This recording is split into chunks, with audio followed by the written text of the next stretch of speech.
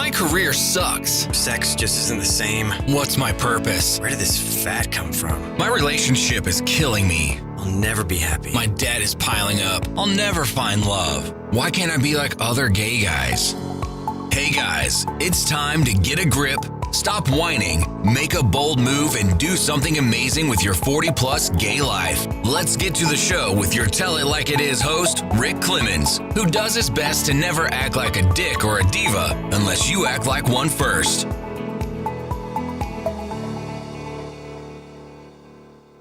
Hey guys, welcome to another episode of 40 Plus Gay Men Gay Talk. Here we are rolling into August already. It's kind of crazy. Before you know, it's going to be September. But before we do that, just remember, we always have the Gay Men's Chats that happen the third Tuesday of each month.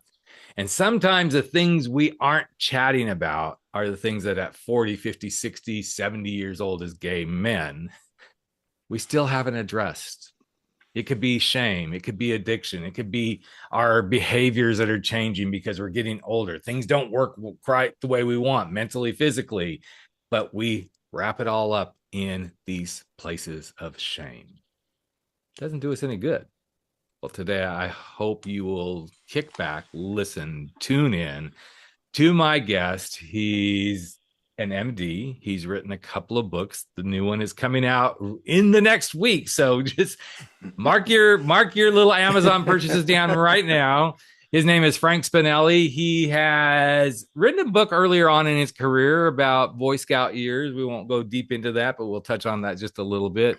But the whole point of this conversation today is get the compass focused on fixing some of this stuff and working through a framework that can really help you dump the shame, move through anything that's holding you back, and get you into a healthier space in life. He's been an advocate of men's health, and I just want to say I'm so excited, Frank, that you are here today, not only to share a book that's about to come out, man. Congratulations. That's really cool. Oh, thank you so much. Thank you for having me. I was really excited about this. I love the whole idea of this podcast and the audience, and I can't wait to speak to you and your viewers. Well, thank you. And this is where Rick just shuts up and I just say, okay, Frank, tell us all about the book and move forward. But I would do that. There's days I'm like, I'm just so done with it. I love my podcast. But I was attracted to this specifically because as a guy who came out later in life, the shame was super, super heavy. I know I'm not the only one. I'm not the poster child for guys coming out late in life. But that shame that we all carry around coming out and being gay, and sometimes the things that have happened to us in our younger life, similar to your story about in your book, Pea Shy, it's a heavy weight. Mm-hmm. And yet I don't think a lot of guys that are in our age range, 40 on up, have ever completely addressed this. And I have a feeling that's part of the reason you brought this book into fruition. Would that be a true assessment? It would be the exact assessment.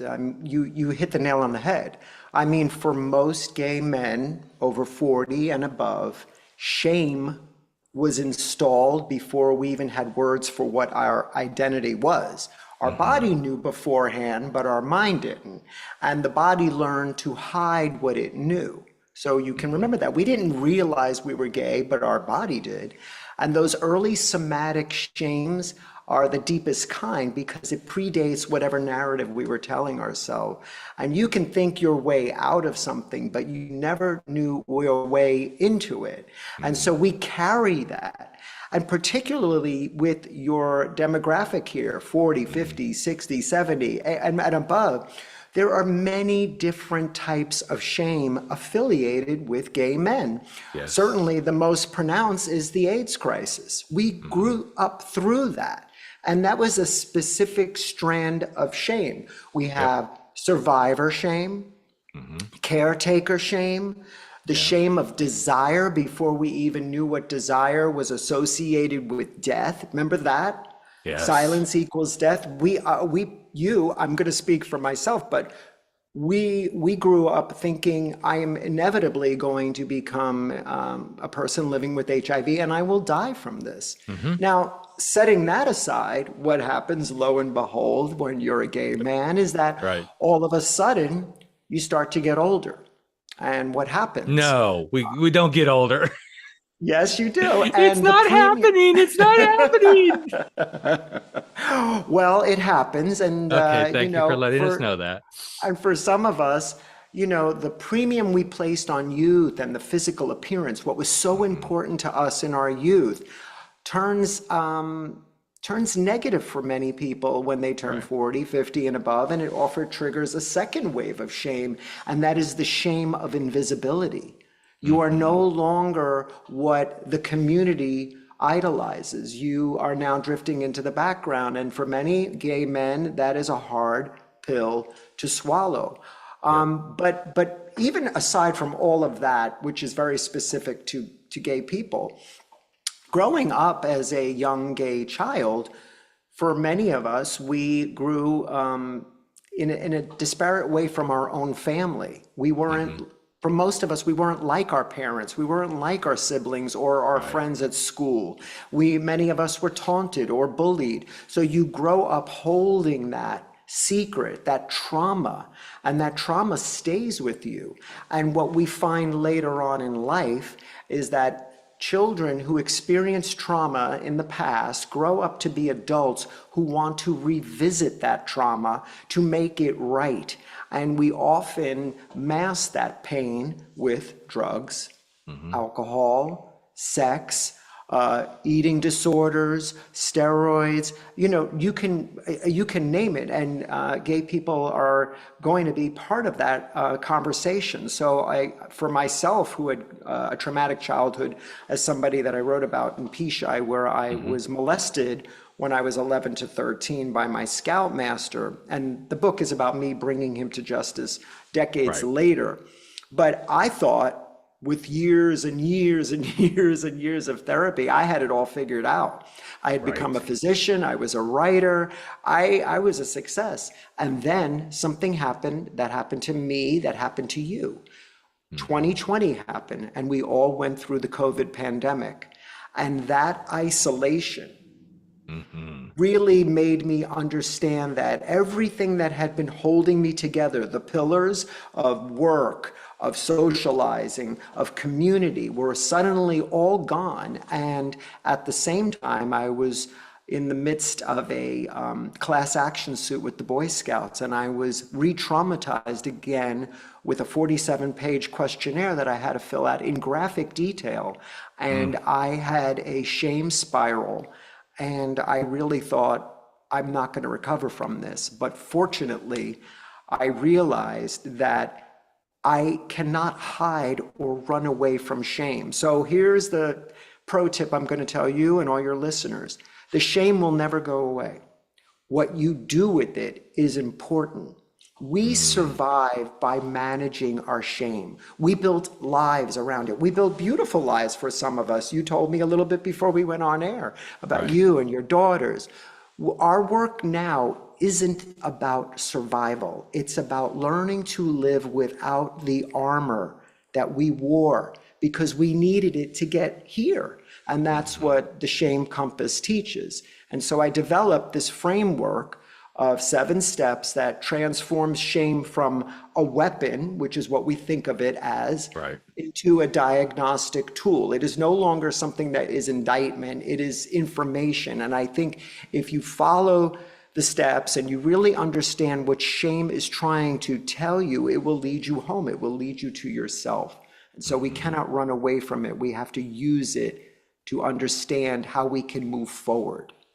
It's really interesting because back in March of this year, I got cut loose from the company that I worked for because we were, long story short, we were shutting down. And then at the last minute, somebody else bought it. And then I wasn't part of the equation. Now, I'd sat in those seats before. I had sat in some of those seats where I was making those decisions, right? Even as that was happening, I was making a decision which of my team members was being kept, right? And as it unfolded, I started feeling, okay, I'm just done. I just want to be done. This isn't a path. And I was, my masculine energy was really up, I can handle this. This is all good. I'm going to go back to just doing my coaching and, obviously keeping the podcast going. And then a couple of months into it, shame hit. Like, what did I do wrong? What did I do that made me the one that didn't get kept around? Even though I didn't want to be kept, I'm being really candid and honest, guys, and with you, Frank. Um, but it's so funny how our little egos play these games, right? And then suddenly I went through a whole period of a lot of deep shame. Like, I'm not contributing enough to our family income right now. Who am I? Who am I ever going to be? Because, oh, my identity was all of this. And did I screw up so bad somewhere along? All of it was stories, right? Right. But I feel like this is what happens so often, whether it's shame because you lose your job, whether it's shame because you were, physically abused as a child, shame because you spent all these years in the closet and then finally came out, and the shame of ruining. I don't care what it is. I don't care if you've been sleeping around as a young gay guy for years and years and years, and suddenly you hit your 40s and like, wait, the hookup scene isn't for me. There's those moments. And having a guide, having a compass, using your, your words, can really help. So you felt this, you've been through it, you had the other book, and this thing started to hit through the isolation of the pandemic and everything. And I don't want to give away all the tools because I want guys to go buy the book. I want them to go get the book. What was one of the first things you realized for yourself as this started bubbling to the surface? Like, this is the catalyst. I need this because why? Mm-hmm. Well, first of all, I want to acknowledge what you just said because you really encapsulated many, many men's stories. So we talked a lot about what gay men experience that's unique to them. But the number one reason men feel shame is because they feel that they cannot provide for their family. They feel that they are doing a disservice to their family because they're no longer the man of the house. That's a tremendous amount of shame and guilt. And what you also talked about was that inner voice telling you, what did you do? This is the quintessential difference between shame and guilt. Guilt is, I did something wrong and I feel badly about it. Makes sense. Yeah. Shame is, I'm wrong, I'm bad. And that voice in your head is an intrusive thoughts. It's an unreliable narrator. It's telling you a narrative you are willing to believe, even though thoughts are not necessarily facts. So to answer your question, I came about a moment where I was thinking, why did this happen to me? I deserve this. I was a bad kid. I deserve everything that happens to me that is bad. And then I realized I didn't do anything bad. This happened to me. But I could be a victim of the universe, or I could rally and realize that this is something I can use to help me. So it immediately conjured up this idea of a compass. And I said to myself, I don't have to go back and confront the past. So the first C in the compass mnemonic is confronting it. O is observing it with compassion, not with judgment. And then the map, which is what really struck me, was what is the source of this? And it was the molestation. But you know what? I had done so much therapy. I didn't think I needed to go back there. I just needed to understand how to move forward. And I think where many people who would benefit from the book need to understand is we don't have to go back to square one. We can pick up right here and say, what is this teaching you? Because I was working in a corporate job and I had a very narcissistic manager. I loved him, but he was a narcissist. And he used to talk to me in a way that was very triggering. I would clam up and I couldn't speak. And one day I just said, what's happening here? And I have these 4 Ps that I recommend you anchor your whole life. You have to learn to pause. So when he was talking at me, I paused and I pondered and I said to myself, what's happening here? Why am I feeling this way? And then I realized in the moment of presence, this is my child molester. I'm hearing that. He's triggering the young Frank Spinelli, but I'm not an 11-year-old boy. I'm an adult man who's a doctor. And when I realized that, and the 4th P is I saw the possibility. So in that moment, I had to turn it around and say, I hear you. I'm going to need a minute. I needed to collect myself and commandeer the situation, because all too often when we're triggered, we react. And then we have what we call the hangover of regret, because we feel like, oh, I hated that I became that person. I hated I became shrill. Why did I let him get the best of me? And so you have to learn to really manage it. And it takes time and it takes skill, but you are, again, I realized that, to answer your question again, I was not a victim forever. I was not a victim of the universe, and I had to do something about it. And that was the turning point for me. I think so often though, and I'm gonna start with men, because so much of the conversation I always have around this stuff, it has to do with men and our masculine constructs, right? But then you layer in the gay male experience and this ability to even stop and pause and realize I don't have to be the victim. It's too easy to be the victim, because as gay men, we have been told you're not good enough, you're too feminine, you're this. So our victim energy is so embedded in most of us. I'm not saying all of us, but there's very few gay men that I've met that energy is not deeply embedded. And it's actually interesting, Frank, because my training as a coach, this is where we talk about the energies, the energy levels. And the lowest energy level is the victim energy. And you cannot move forward if you are wallowed in that victimhood. It can't happen.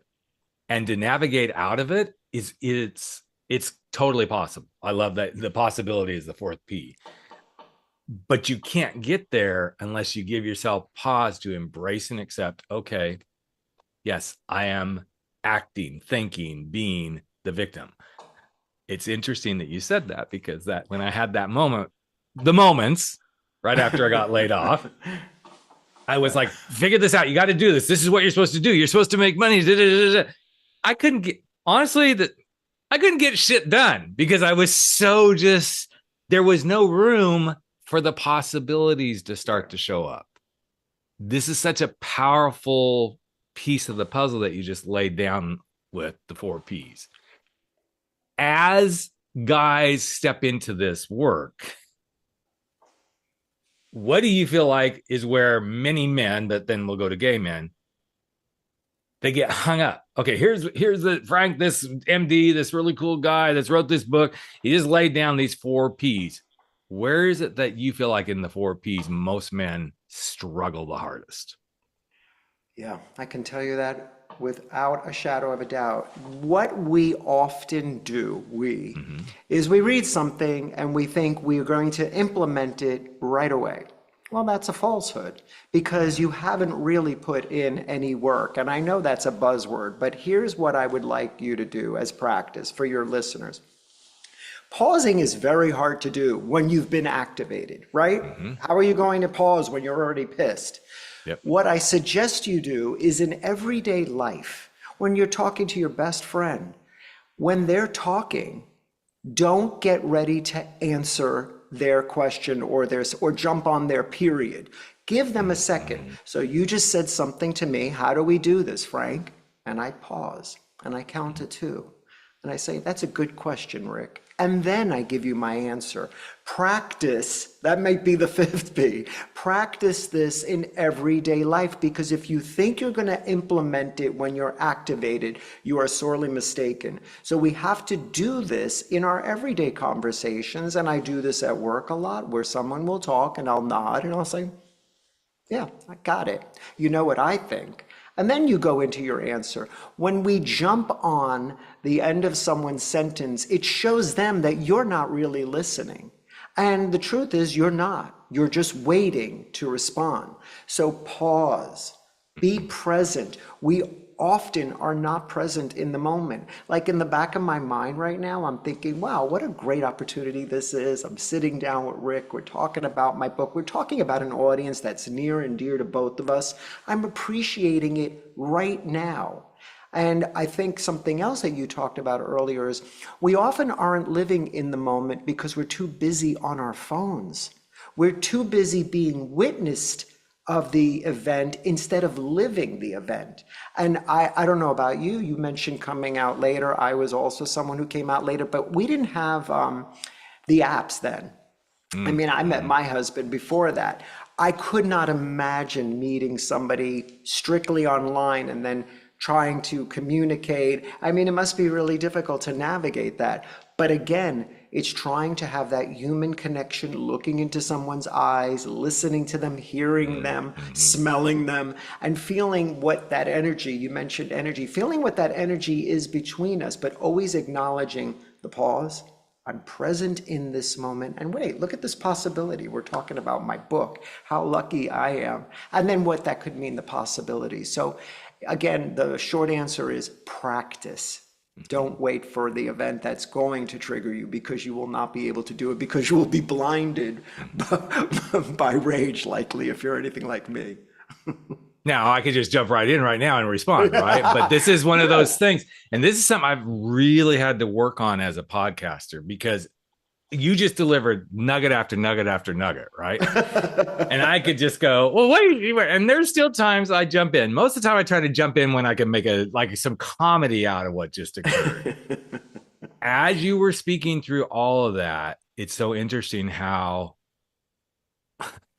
art imitates life and life imitates art. You're talking about being present in the moment.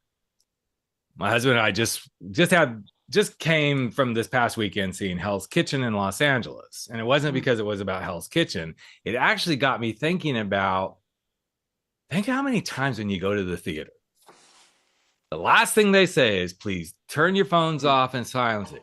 You could not be present for a theater production if your phone was there. Case in point. Love him to death. Little Ben Platt, love the guy dearly and all his performances and Dear Heaven Hansen, all that stuff, right? A few months ago, we went to see him in LA when he was doing his one-man show. And he came out and said, I'm not going to tell you all to put your phones away or anything. I want you to take videos and all this stuff. It was so distracting. I took a couple of photos, but there were people around me who had their phone up the whole time videotaping. And I'm like, I couldn't enjoy the show, right?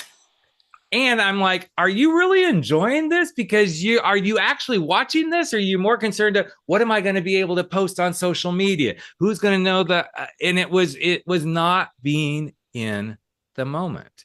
And so often we aren't in the moment. And again, I'm telling truth on myself, guys. And some of you had written me and said, Rick, quit talking over your guests. I'm like, okay.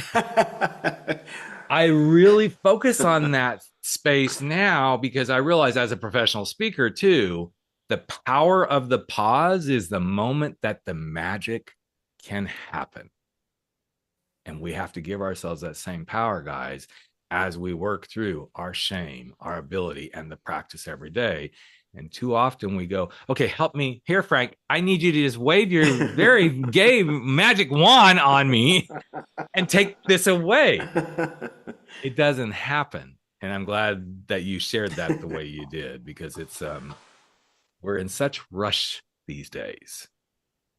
Yeah. Because of the phone in our hands. I believe that there's a whole don't even get me on that soapbox, but what are you most proud of about this book right now, Frank? Oh, I know it's just coming out, so don't say, the numbers are great. It's slow. I'm like, bitch, it hasn't even come out yet. So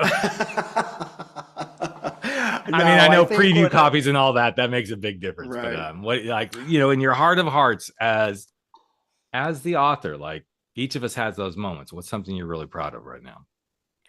I think what I'm most proud of was that when I read it after it was completed and I was ready to submit it, I felt like I was so present when I wrote it. When I wrote Pea Shy, I think I was still very traumatized. I was writing it as a survivor who was in the midst of a detective story. And just to give you and your listener, I wore a wiretap with the police. I mean, this is I'm an everyday guy. Here I am in extraordinary circumstances wearing a wiretap twice with the police and working with Child Protective Services. So when I wrote the book, my one regret is I think I wrote it too soon. I think I needed distance, but I wrote it. I'm very proud of it. This book, The Shame Compass, I felt I written it as a professional, but also someone who had experienced it, who realized that, listen, I'm not 40. I'm older than that. And having that distance and that clarity and honestly, that wisdom really helped shape the book into something that when I read it, I thought, yeah, this is what I wanted. This is what I set out to do. It is interesting, the distance that happens. And when you give yourself, I'm going to come back to the pause, but mine has been a long pause on what I'm about to share with everybody. And many people are sick of hearing me talk about it. But I started book number 2 literally February 2020. So right at the pandemic. And we're still here talking about it. But I'm glad it hasn't happened, because in the last couple of weeks, I've been in my I'm still unemployed, things got to happen sort of mode. And something came into fruition that I wasn't expecting. I had the name of the book and all this sort of stuff, right? Finally, I made a pact with myself, you're trying too hard. You're trying so hard to get this thing out there. Drop it for now. Not ever. Drop it for now and move on to some other stuff. And it's been interesting to see that because of that, the direction, the title, the way I want this book to show up in the world has completely changed. Yeah. And it's because I believe it's because I took the breath. I became really present with it. Of course, now I'm looking at it going, great, do I have to rewrite this whole dang thing? But I don't think I do. Now, according to Claude, if anybody knows who Claude is, Claude AI, I've had it analyzing okay, well, here's the book. Do I need to rewrite this if this is where we're going? It doesn't, because what's beautiful, I think, about these moments, Frank, and I'm sure as an author you've had it, is there's going to be some self-doubts. Is this really the direction? Is that what I really meant to say? Blah, blah. That's a whole night of drinking a bottle of wine and going, okay, I don't recommend drinking a bottle of wine and trying to write your book. That just, the two don't go together. But I find it interesting that break has given me clarity. And it sounds almost like you had a good hit with, Pea Shy. I had a decent hit with Frankly, My Dear, I'm Gay. But as soon as you said, I don't know that I was aware and I was just a regular guy wearing a wiretap, I wasn't wearing a wiretap because I had a wiretap on and everybody would have known exactly what was going on in my life the whole time I was in the closet. But I don't feel like I'm glad that book came out for me, but now I feel like I have clarity. I have clarity what I'm trying to say to gay men of our age. That's a big difference. And I think that clarity is what many gay men right now are looking for. Do you see that in our community? I'm talking now, it's really gay guy to gay guy. I think there's just a whole lot of gay men searching really hard right now. You know what I love about what you just said? In my book, there was a moment where I talk about the parallax, which is the way we measure the distance from the Earth to the moon, and you do it from 2 different points. So imagine this: if I'm in the driver's seat and I'm looking at the speedometer, that's a dial, it'll say 60 miles an hour. But if you're the passenger, when you look at the speedometer, it doesn't look like it's on the number 60. Doesn't mean it isn't. It is. Sometimes you need to move. So what you just did was you wrote your book. You were stuck, let's say, for lack of a better word. And what you needed to do was pause. And in that pause, it not only gave you some distance, it gave you clarity because you had another perspective. That's key. And I think that's what the Shame Compass offers gay men now, is a perspective that is unique because I am gay and I wrote it.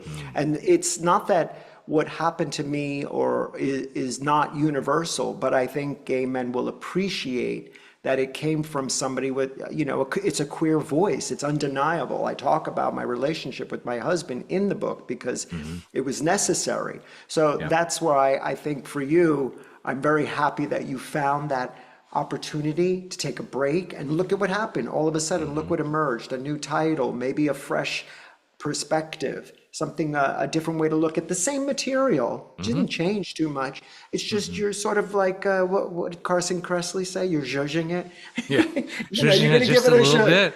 Yeah, exactly. And if I've been drinking that zhuzhing straws like that instead, but anyway, but you're right. And I mean, I don't want to steal your thunder, but as you've been talking about Compass, it's interesting to hear what you're bringing to guys is this reckoning. Okay, if you don't start to deal with the shame or the things that you're just not coming to, then your compass is just going to be pointing you the same old direction and nothing's going to change.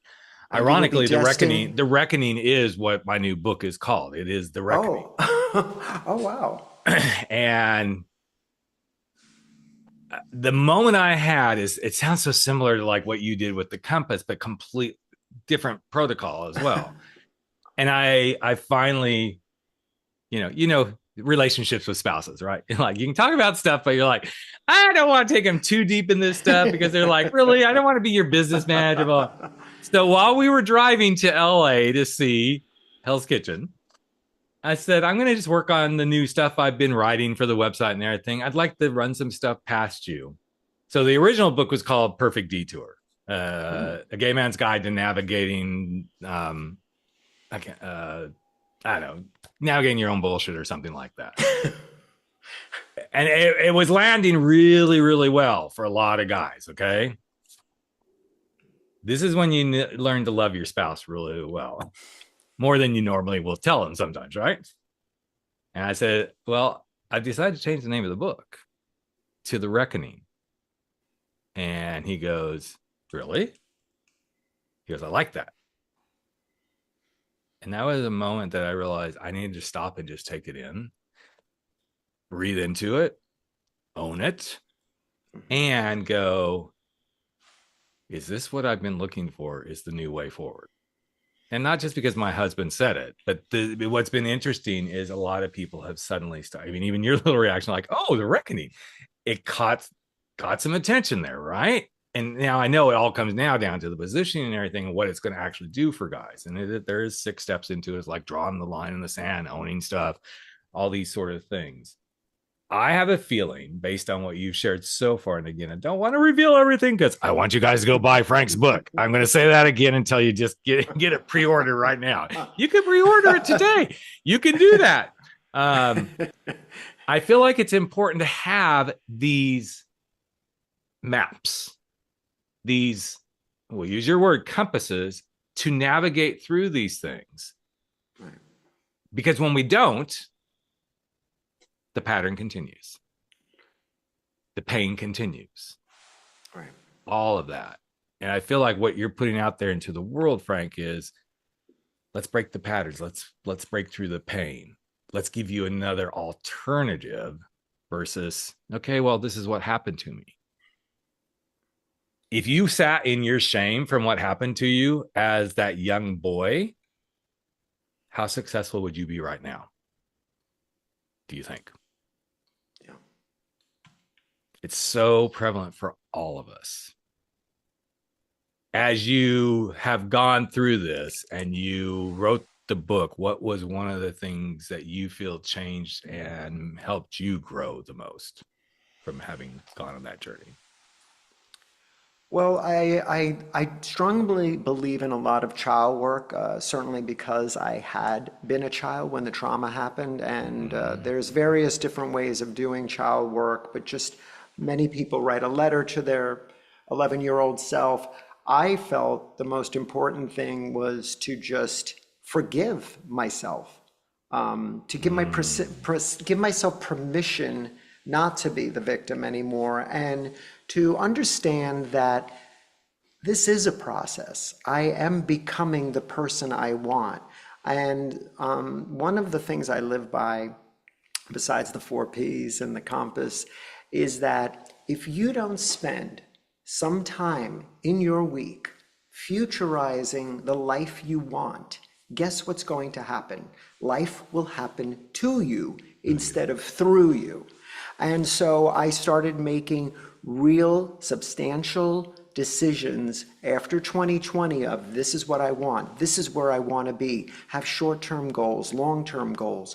And, you know, whether they're I want to learn a language, whether they're I want to ride my bike to the gym instead of, you know, taking the car, or I want to write a book, whatever it is, imagine what that future would look like. And I strongly feel it. And some people would say this is just, you know, making it happen. But I'm talking about realistically, what could you do and what do you want to do? Because guess what? Especially as we get older, things happen to you every day. Parents get sick, you get sick, people break up. You have to just be prepared to understand that if you want something in life, that you have to imagine how you will do it, because it's not going to just happen for you. I try to imagine how I will grow hair back on my head, but that isn't going to happen. So, and I don't really care because I love being bald. But with something that you just said, I mean, there's a lot there. There's almost a moment I was going to interrupt you and go, "Girl, this is an Oprah moment. Come on, let's do this here." But there is that space when you realize I can't let this just keep happening to me. I've got to, you know, take control. Right. One of the things that so my other profession, the one that I no longer, quote unquote, no longer involved in, so to speak, I've built a new business that I'm hoping is going to continue to take off. We required our people in the program to build a vivid vision, very similar to what you just described. Yeah. Vision 3 years down the road. This has already happened. It is what you're living and breathing and doing. And we required them to once a month, once they wrote the vivid vision, to revisit it. Whether they did or not, you know, by the time they did, we're doing that part, they only had 2 months left in our program. But I cannot tell you the number of people, Frank, and I'm in touch with a lot of them because some of them are starting to do some work with me over in the other area, who have come back to me and said, that vivid vision exercise is one of the things that has pushed me forward the most, kept me focused in my lowest days when I'm like, I'm never going to make any money doing this speaking stuff. The vivid vision is what carries them forward. And the beautiful thing, guys, is you can do this vivid visioning, thinking your future. It's not like, ooh, here's my crystal ball. Oh, wait, it didn't happen. Some of it's not going to happen. Let's just be realistic. Some of it's not going to happen. But the more you give yourself the hope, the possibility, you see it. I did this with a client not long ago. Well, I guess it's been a while ago. Probably 2 years ago now, and I'm thinking about it. He envisioned being in a healthy relationship with somebody that he truly, truly loved at a deep level. We're talking about a guy who had himself on every hookup app there was. He messaged me probably 2 months ago and said, it's happened. Oh, I'm getting great. married. And this guy is phenomenal. Oh, So in my typical quippy coach bitchy voice, I said, really, bitch, what changed? Did you listen to your vivid vision finally? I said, you know, I love you. That's why I said that. But I'm glad you brought that up, because I think you can have the compass book, right? You can hear things like what we talked about today, but if you can't see it, believe it, and buy into it yourself, and keep that see it, be it, and buy into it yourself alive, you're doing yourself a disservice. Just my perspective. So. I agree. I agree. Okay, so Frank, have we solved all the gay men's problems here in this conversation today? I want to make sure that we set out and got that done. Yeah, I think pretty much. Yeah. Okay. Well, the book is coming out next week, guys. Again, we're going to have all the links. Okay, we're going to have all the links to everything. Frank, you have been a gem to talk to. I'm glad we connected. I want to give somebody your book on my dime. So when it comes out, guys, don't do it now. But as soon as it comes out, you're going to be hearing this right as it comes out. You can message me and say, hey, Rick, I would really love a copy of Frank's book. I would be glad to send it to you on my dime, because I believe it's going to be worth your time. I've seen some previews. It'll be really good. So any last little nugget of wisdom you want to leave the listeners with, Frank, around stepping forwards, using your compass, finding yourself, anything that, I'm looking for the Oprah moment, man, because if not, I'm cutting this whole thing and we're done here. But something that maybe you haven't got to say that you'd like to. Well, the final word is, I want to say thank you for having me, but more importantly, just remember that shame isn't the enemy. It is a compass. And instead of asking, how do I get rid of it? Try imagining what it's trying to tell you. Mm-hmm. Okay, there's your Oprah moment, boys. There's word there. Preach on, brother. Well, thank you again, Frank, for being here. Guys, thank you for listening and this is my joy factor in my life. One of my biggest joy factors is being able to do this podcast and have these conversations. And Frank, you brought it home. Guys, there'll be another episode just around the corner. I don't know what it is because I haven't booked the guest yet, but it's going to be good. I can promise you that. So, but anyway, thanks everyone again. Frank Spinelli, go get his book. It's coming out next week. If you want a copy, let me know. And between now and then, just keep on going out there, living your life. No fears, no excuses, and no apologies. And we'll be back in just another week with another episode of The Bald Guy and 40 Plus Gay Man Gay Talk. Have a good week, everyone. That's a wrap for 40 Plus Gay Men, Gay Talk, where size doesn't matter. We drop our bullshit, get over our screwed up fears, make bold moves, and live life without apologies. Don't forget to join us on Facebook at 40 Plus Gay Men, Gay Talk, where the conversations continue.